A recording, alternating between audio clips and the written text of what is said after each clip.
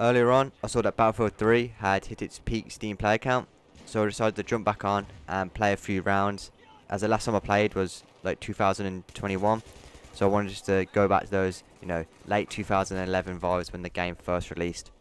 And to be fair, I had a fun time, although it was a struggle getting back into it and sort of finding my footing again, as you're playing against people who haven't stopped playing since day one, so they know everything about the game.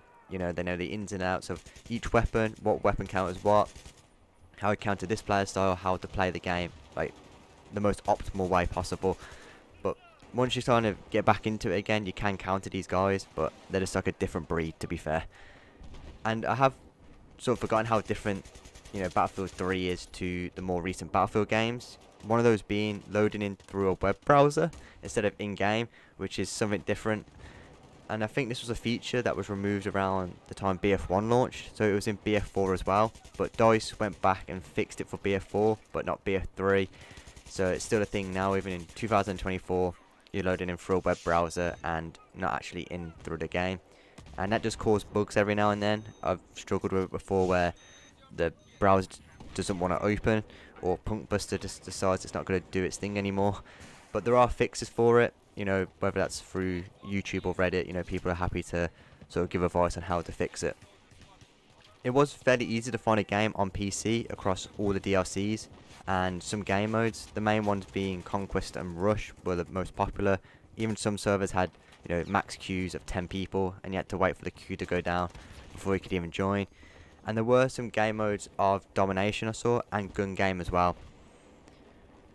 When loading in for the first time, what hit me the most was the sun. I forgot how bad it was. I started running up a side of a hill, and the sun let us hit me, and I ended up sort of having to wince my eyes for how bright the sun actually was.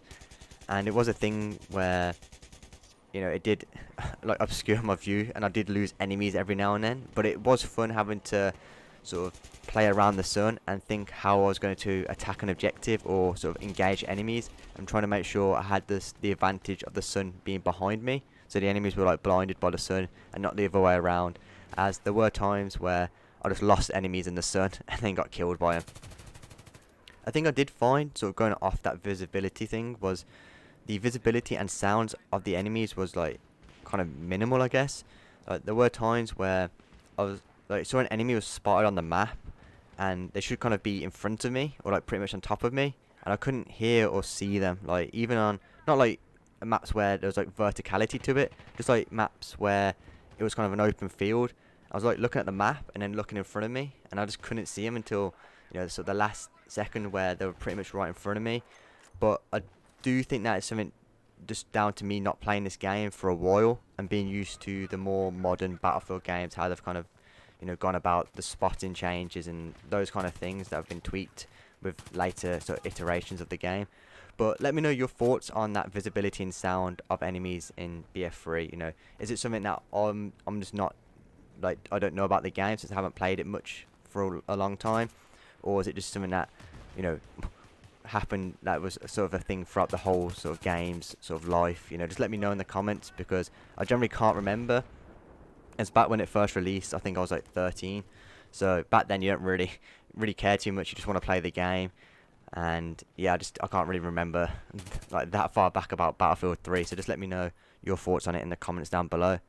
But yeah, overall I really enjoyed progressing through the lower levels again, as on PC I think I'm only ranked 23 or something. So it's just fun going through those lower levels, unlocking weapons and attachments again.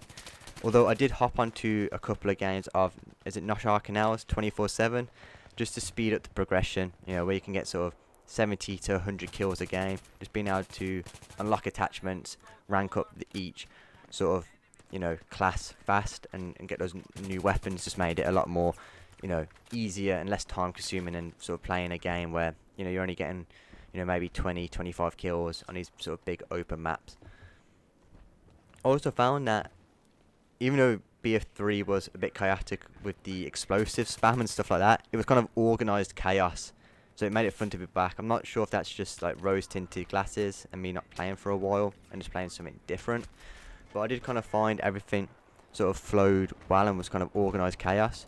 Although I did play a game of Rush and it was 64 players, so 32v32, and we got pushed back to our spawn. We took the first objective of rush, and then we got pushed back, and it was just explosive spam central. Even with smokes up and stuff, you just could hardly move. And I did quit that server because I'd spawn in and just die instantly because we were getting pretty much spawn trapped by mortars and stuff. I was like, yeah, I ain't playing this. But apart from that, I did have a good time sort of playing all the different map packs and DLCs and just base maps again, like I used to back on the Xbox 360. So just to finish off, like, would I recommend picking up BF3 in 2024 on PC? I'd say yes, as you know, when it's on sale, it's like less than £10 in the UK, I believe. So it's a really good deal, and it's still, you know, fairly active. You know, it is easy to find a game in Europe around peak times, and I did see some US servers, although I wasn't playing at prime time. And the same goes for Asia as well. I did see 1 or 2 Asia servers. But if anybody's in those regions, you know, leave a comment down below on your experience of Battlefield 3. And also if you plan on console as well, you know, let's just, you know, make it kind of a place of information so people can have a better judgment.